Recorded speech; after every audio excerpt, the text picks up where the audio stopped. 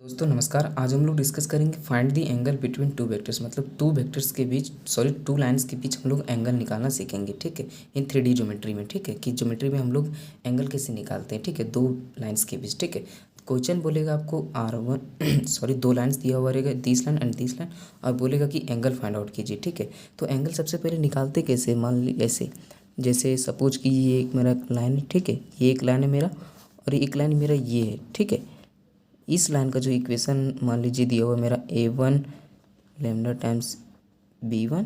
ठीक है, ये मेरा L1 मान लीजिए, लाइन 1, और ये सोच लीजिए मेरा A2 है, म्यू B2। ठीक है, इसको हम L2 मान लेते हैं। ठीक है, मतलब लाइन 2, और इन दोनों के बीच हमको क्या फाइंड आउट करना है, एंगल फाइंड करना है। जब दो लाइन यहाँ पे क्रॉस हो रहा है तो इन दोनों के बीच तो कुछ तो एंगल बनेगा ना, तो वही एंगल हमको फाइंड करना है। ठीक है, तो अब हम यहाँ पे देखिए जो लेमडा यहाँ पे जो मेरा स्केलर प्रोडक्ट मल्टीप्लाई होता है ना, ये स्केलर प्रोडक्ट है, ये स्केलर प्रोडक्ट है। ठीक है, और इन दोनों स्केलर प्रोडक्ट के साथ जो मेरा वेक्टर मल्टीप्लाई है वही मेरा क्या होता है, पैरेलल वेक्टर। मतलब लाइन 1 के पैरेलल यहाँ पे मेरा क्या है, B1 है, इसको मान लेते हैं। ठीक है, लाइन 1 के पैरेलल मेरा क्या है, B1, और लाइन 2 के पैरेलल क्या है मेरा, B2 मान लेते हैं। ठीक है, मतलब इन दोनों लाइंस के पैरेलल ये वेक्टर और ये वेक्टर पैरेलल है। अब जब पैरेलल है तो इसका जितना एंगल होगा इतना एंगल इसका भी होगा।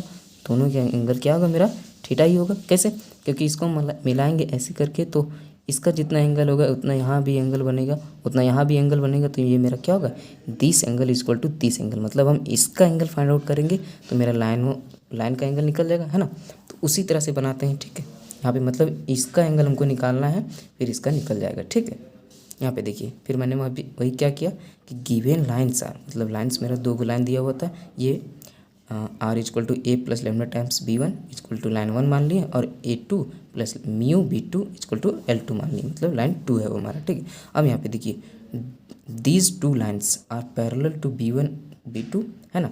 मतलब ये दोनों लाइन ये लाइन B1 के पैरेलल और ये लाइन मेरा किसके पैरेलल, B2 के पैरेलल है। ठीक है, तो वही मैंने लिखा, these two lines are parallel to B1 vector and B2 vector. ठीक है, रिस्पेक्टिवली।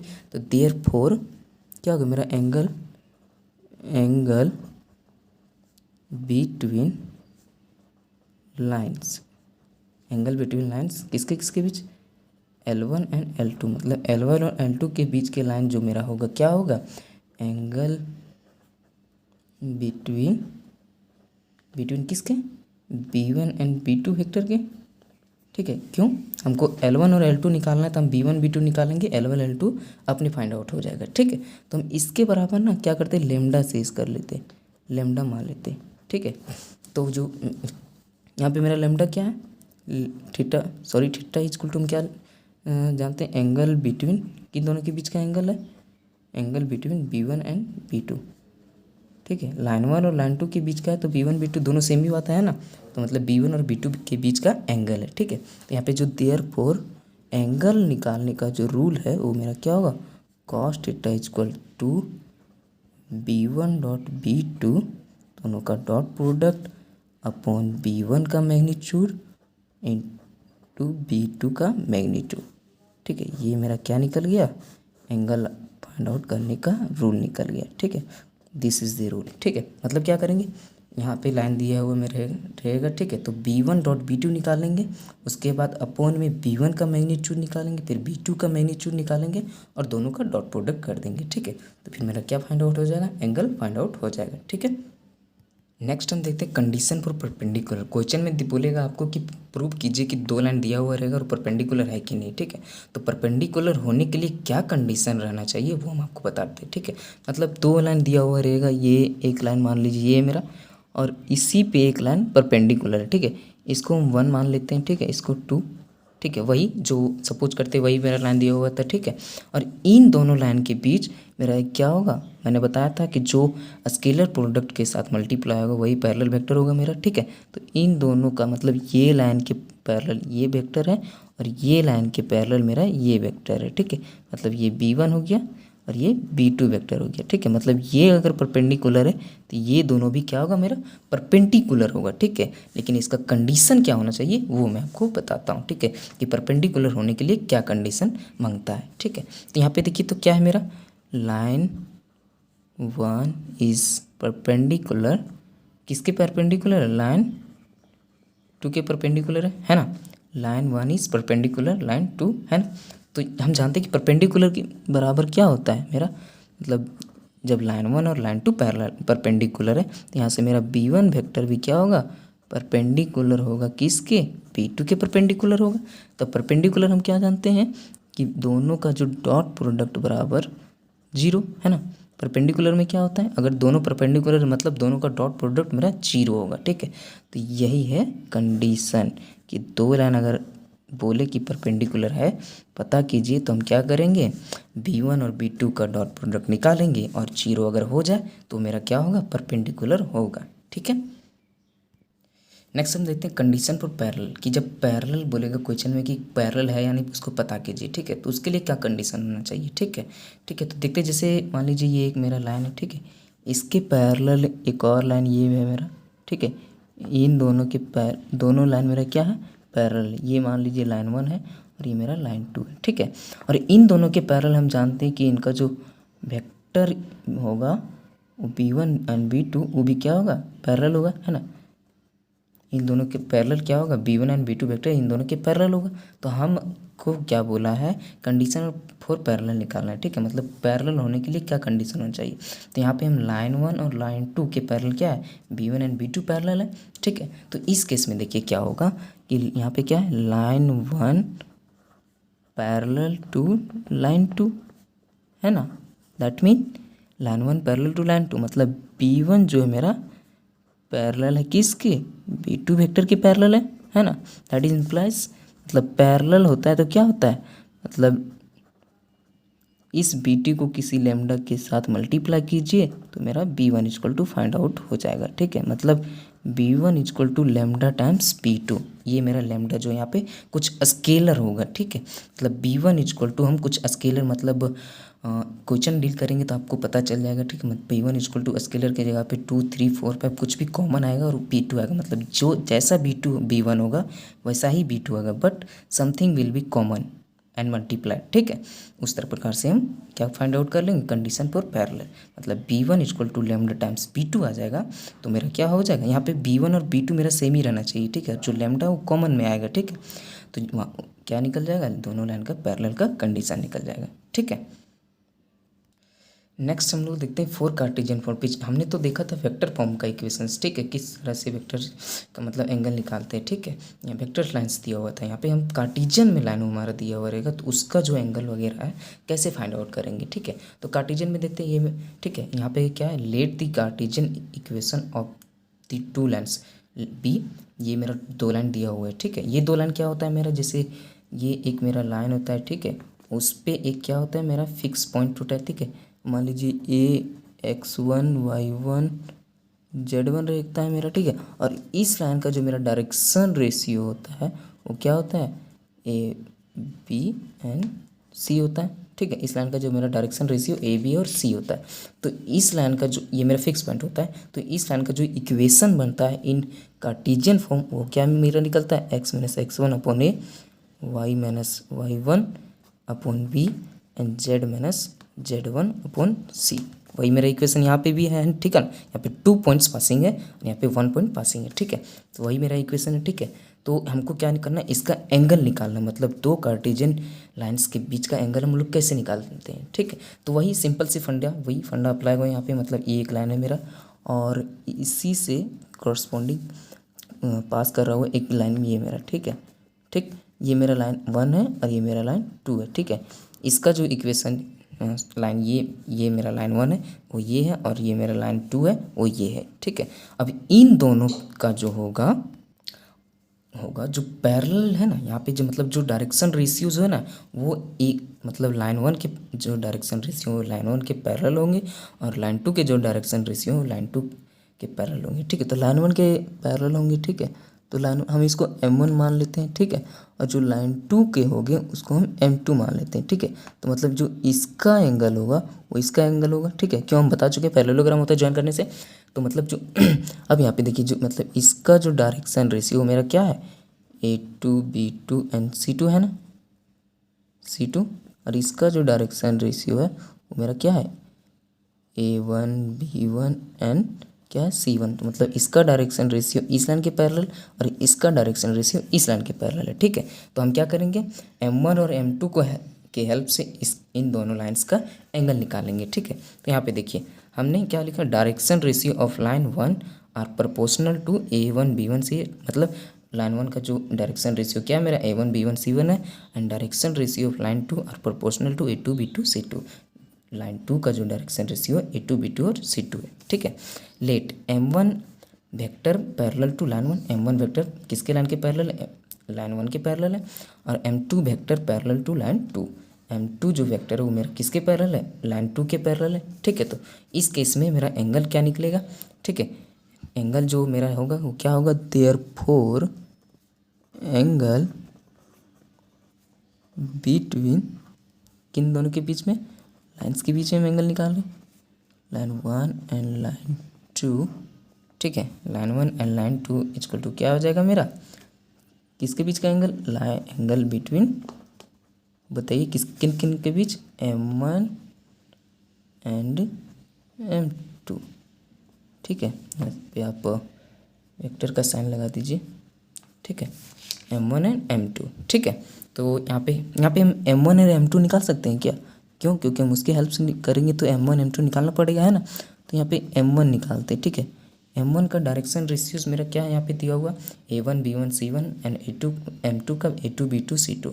तो M1 का डायरेक्शन रेशियो जब मेरा दिया हुआ है A1 B1 C1, तो इसको हम वेक्टर फॉर्म में कैसे लिख सकते हैं, जानते हैं, ये मैं हम लोग पहले पढ़ चुके हैं, ठीक है। तो क्या होगा, A1I B1J C1 के, है ना, साथ ही साथ M2 का क्या हो जाएगा मेरा, M2I B2J एंड C2 के, है ना।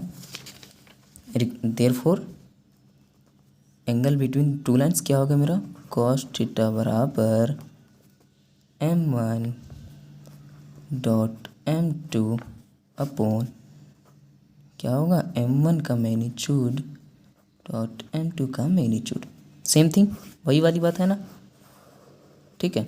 अब हम यहाँ पे चाहें तो इसी प्रकार से वैल्यूज़ पुट करके बना सकते हैं, या तो फिर आप यहाँ पे कर सकते हैं, M1 का वैल्यू क्या है मेरा, देखिए cos थीटा बराबर M1 का वैल्यूज़ मेरा क्या है, A1I B1J, ठीक है, ये मेरा B1J प्लस C1 के, ये मेरा M1 का है, डॉट प्रोडक्ट ऑफ क्या है मेरा A2I B2J प्लस C2 के, ठीक है, अपॉन में क्या है मेरा M1 का मैग्नीट्यूड। तो मैग्नीट्यूड कैसे निकालते हैं, कोफिशिएंट्स का स्क्वायर का सम, तो A1 का स्क्वायर B1 का स्क्वायर C1 का स्क्वायर, यहाँ पे क्या होगा, A2 का स्क्वायर B2 का स्क्वायर प्लस C2 का स्क्वायर, ठीक है। दैट इज़ जो मेरा क्या निकल जाएगा, cos थीटा बराबर क्या निकल जाएगा मेरा, यहाँ पे देखिए डॉट प्रोडक्ट कीजिए तो क्या आएगा, ये आप जानते हैं, भली भांति परिचित है, A1 dot A2 B1 dot B2 plus C1 dot C2, ठीक है, अपॉन में वही रहेगा, ज्यों का त्यों रहेगा, ठीक है। क्या हो जाएगा मेरा A1 का स्क्वायर B1 का स्क्वायर C1 का स्क्वायर, ठीक है। और क्या होगा मेरा यहाँ पे देखिए क्या होगा, अंडर रूट A2 का स्क्वायर B2 का स्क्वायर प्लस C2 का स्क्वायर हुआ, this is the required angle, ठीक है। मतलब यहाँ सेम को theta equal to find out हो जाएगा। आप यहीं से भी बना सकते हैं, ठीक है, आप यहाँ से भी बना सकते हैं, ठीक है, जैसे आपकी मर्जी, ठीक है, इस तरह से निकाल सकते हैं। आप यहाँ पे A1 A2 B1 C2 क्या होगा, ये देखिए यहाँ पे जो है ना डायरेक्शन रेशियोज दिया हुआ A1 B1, यही होगा, बस सिंपल सी बात है, ठीक है। अब देखते हैं कंडीशन फॉर परपेंडिकुलर, ये कार्टेशियन लाइंस दिया हुआ रहेगा, उसमें कंडीशन क्या होगा जब परपेंडिकुलर प्रूव करने के बोलेगा, ठीक है। तो यहाँ पे ये मेरा एक लाइन है, ठीक है, और एक ये मेरा लाइन है, ठीक है, इस लाइन के परपेंडिकुलर ये लाइन है मेरा, ठीक है। तो हम यहाँ पे जानते हैं कि ये दोनों क्या है मेरा परपेंडिकुलर एक दूसरे पर, है ना, ये दोनों लाइन मेरा क्या है, परपेंडिकुलर एक दूसरे पर। अब यहाँ पे जो मेरा वेक्टर होगा, लेट करते हैं हम लोग जानते हैं, ये मेरा लाइन 1 मान लेता हूँ मैं इसको, ये इसको लाइन 2 मान लेता हूँ, ठीक है।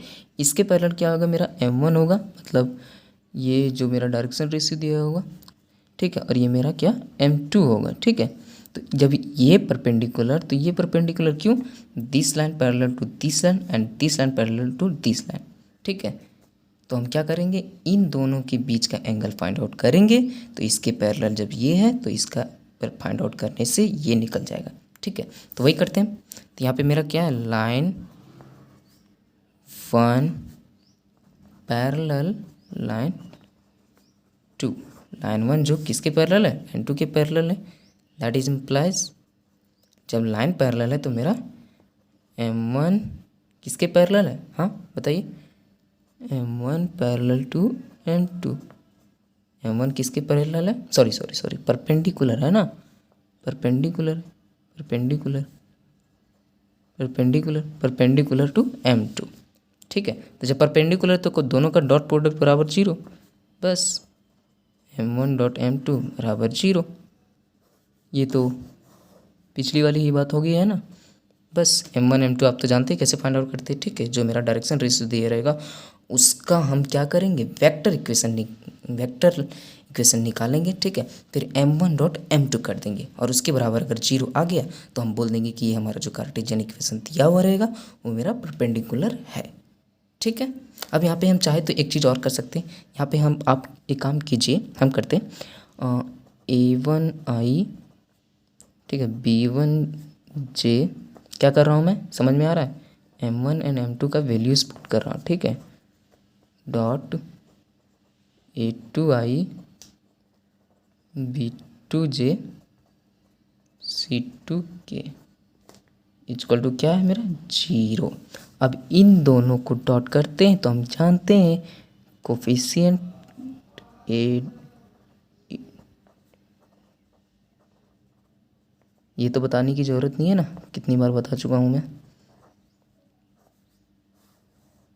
ये मेरा क्या निकल जाएगा, परपेंडिकुलर कंडीशन, मतलब ये करने पर 0 मिल गया तो मतलब मल्टीप्लाइड कोरस्पॉन्डिंग करने का, डायरेक्शन रेशियोज का मल्टीप्लाइड कोरस्पॉन्डिंग करेंगे और उसके बराबर हमको अगर 0 मिल गया तो मेरा क्या हो जाएगा, परपेंडिकुलर है, ठीक है।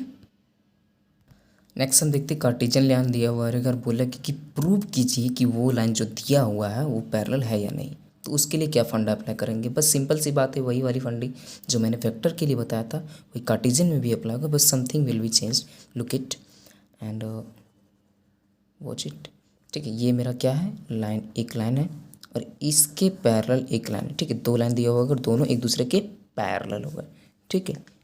इसको 1 मान लेता हूँ, इसको मैं 2 मान लेता हूँ, ठीक है। अब हम जानते हैं कि इन दोनों के पैरेलल जो मेरा लाइन दिया हुआ रहेगा उसके जो, उसमें अगर कुछ स्केलर मल्टीप्लाई तो वो मेरा इस लाइन के पैरेलल है, ठीक है। कोई वेक्टर अगर स्केलर मल्टीप्लाई के साथ में तो इस लाइन के पैरेलल है और दूसरा स्केलर के साथ में मल्टीप्लाई तो इस लाइन के पैरेलल है, ठीक है। तो ये मेरा क्या हो गया, m1 m2 है ना, m1 m2, तो इन दोनों के बीच में हम पैरेलल का कंडीशन अप्लाई करेंगे, ठीक है। तो यहाँ से देखिए, यहाँ पे मेरा क्या है, लाइन 1 पैरेलल लाइन 2 है ना, लाइन 1 जो पैरेलल है लाइन 2 के है, ठीक है। मतलब line 1 is parallel to line 2, मतलब m1 is parallel to m2, मतलब m1 पैरेलल टू m2। अब पैरेलल के लिए जानते हैं क्या खेला होता है इसमें कि m2 के साथ कोई स्केलर मल्टीप्लाई कर दीजिए तो मेरा m1 मिल जाएगा, ठीक है। आप यहाँ पे कोई भी स्केलर चीज़ ले सकते हो, यहाँ पे आप k भी ले सकते हो, ठीक है, k ही ले लियो, कोई दिक्कत नहीं है, कुछ भी ले लो, ठीक है। तो ये मेरा मिल गया, ठीक है। अब यहाँ पे चाहो तो आप इस तरह से भी कर सकते हो, मैं m1 का वैल्यू पुट कर देता हूँ प्लस क्या हो जाएगा, b1j c1k, ठीक है, इक्वल टू लेमडा मल्टीप्लाई क्या, a2i b2j प्लस c2k, है ना, ये हो गया मेरा, ठीक है। अब देखिए यहाँ पे इन दोनों का जो इसका कोफिशिएंट और इसका कोफिशिएंट मतलब आई का कोफिशिएंट और इस आई का कोफिशिएंट दोनों को हम इक्वेट करेंगे तो यहाँ A1 बराबर क्या मिल जाएगा मेरा, इसमें अगर लेमडा मल्टीप्लाई होगा ना तो क्या मिल जाएगा लेमडा A2, ठीक है। और B1 बराबर क्या मिल जाएगा मेरा, B1 बराबर क्या मिल जाएगा मेरा, लेमडा अंदर जब मल्टीप्लाई होगा तो लेमडा B2 मिल जाएगा। और C1 इक्वल टू क्या मिल जाएगा मेरा, लेमडा अंदर मल्टीप्लाई होगा तो C2 मिल जाएगा, ठीक है। अब यहाँ से देखिए तो हम A1 upon A2 equal to lambda and B1 upon B2 equal to lambda and C1 upon C2 equal to lambda. और जब इन सब के इक्वल टू लेमडा है तो इस प्रकार हम इसको लिख सकते हैं क्या, A1 upon A2 equal to B1 upon B2 equal to C1 upon C2, ठीक है।